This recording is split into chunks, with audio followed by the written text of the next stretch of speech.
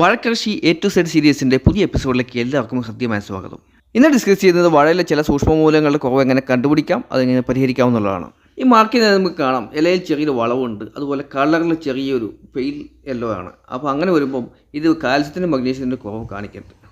അതുകൊണ്ട് തന്നെ നമ്മളതിനൊരു സപ്ലിമെൻറ്റ് കൊടുക്കാൻ തീരുമാനിച്ചിട്ട് സപ്ലിമെൻറ്റ് കൊടുക്കുന്നത് ഇത് കണ്ടോ, ബാസ്ഫോളിയർ കമ്പനിയുടെ ക്യാബ് മാഗ് എന്നാണ്. പ്രധാനമായ കണ്ടൻറ്റ് കാൽസ്യം, ബോറോൺ, മഗ്നീഷ്യം, നൈട്രജനാണ്. അപ്പോൾ ഇതിനെക്കുറിച്ചുള്ള കംപ്ലീറ്റ് ഡീറ്റെയിൽ ബോട്ടിൽ തന്നെ കൊടുത്തിട്ടുണ്ട്, എ ടു സെഡ് കാര്യങ്ങൾ. അവർ പറഞ്ഞിരിക്കുന്ന 2 gram per liter എന്ന രീതിയിൽ മിക്സ് ചെയ്തിട്ട് വാഴയിൽ അല്ലെങ്കിൽ ചെടികൾ സ്പ്രേ ചെയ്ത് കൊടുക്കാൻ. പക്ഷേ നമ്മൾ ഡ്രിപ്പിൽ കൊടുക്കുന്നതുകൊണ്ടും നമ്മുടെ ചെടികൾക്ക് വലിയൊരു പ്രശ്നമില്ലാത്തതുകൊണ്ടും നമ്മൾ ഉപയോഗിക്കുന്നത് ഒരു ചെടിക്ക് 1/2 മില്ലി എന്ന രീതിയിലേക്കാണ്. അപ്പോൾ നമ്മുടെ 200 ലിറ്റർ ബാരലിലേക്ക് പകുതി വെള്ളം നിറച്ചു, എന്ന് വെച്ചാൽ 100 ലിറ്റർ വെള്ളം നിറച്ചിട്ട് അതിലേക്ക് നമ്മൾ 1/2 ലിറ്റർ നമ്മളുടെ ഈ മരുന്ന് ഒഴിക്കുകയാണ്. ഇത് നമ്മൾ പതുക്കെ ഒരു മരത്തിൻ്റെ കമ്പ് ഉപയോഗിച്ചിട്ടാണ് മിക്സ് ചെയ്തത്.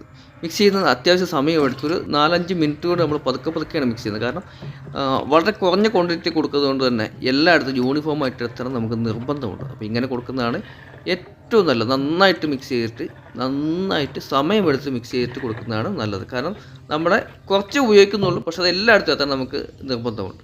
അപ്പോൾ നമ്മളുടെ വെഞ്ചറി ഓണാക്കാൻ പോവാണ്. അപ്പോൾ ഈ ഒരു സൗണ്ട് മാറ്റം വരും, ഷൂന്ന് സൗണ്ട് വരുന്നത് നമ്മുടെ ആ ഇൻടേക്ക് അവിടുന്ന് ബാരലിലുള്ള സാധനം ഇതിലേക്ക് പോകുന്നതിൻ്റെ സൂചനയാണ്.